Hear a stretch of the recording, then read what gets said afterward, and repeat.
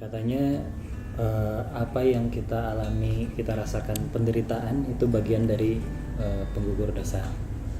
Ini dia lagi merasa cemburu yang benar-benar dalam sampai menyiksa batinnya.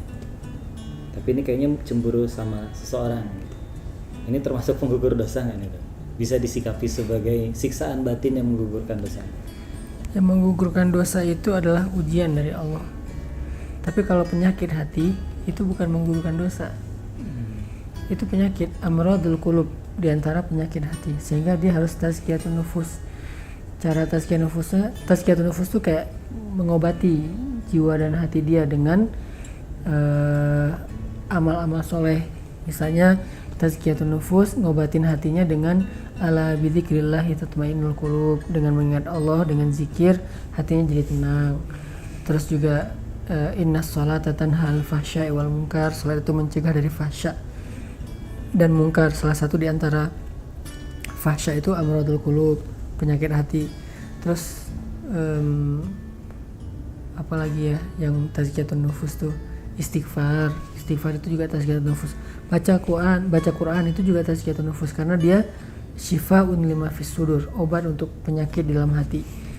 Itu bukan soal ujian sebagai penggugur dosa, dia sedang punya masalah amradul qulub, penyakit hati yang harus dia beresin, yang harus dia obatin. Jadi persepsinya bukan ini ujian dari Allah lah, semoga menggugurkan dosa saya. Tergantung ya. Kalau cemburunya ujian hidup, kayak seorang istri cemburu dengan istri yang lain, kayak istri Nabi gitu kan, itu kan ujian ya, itu menggugurkan dosa. Tapi kalau cemburunya cemburu ke mantan, cemburu ke orang lain, bukan cemburu, mungkin lebih tepatnya dengki gitu kan ya, sirik gitu ke orang lain, itu bukan penggugur dosa sih, itu penyakit hati. Itu malah jadi nambah dosa.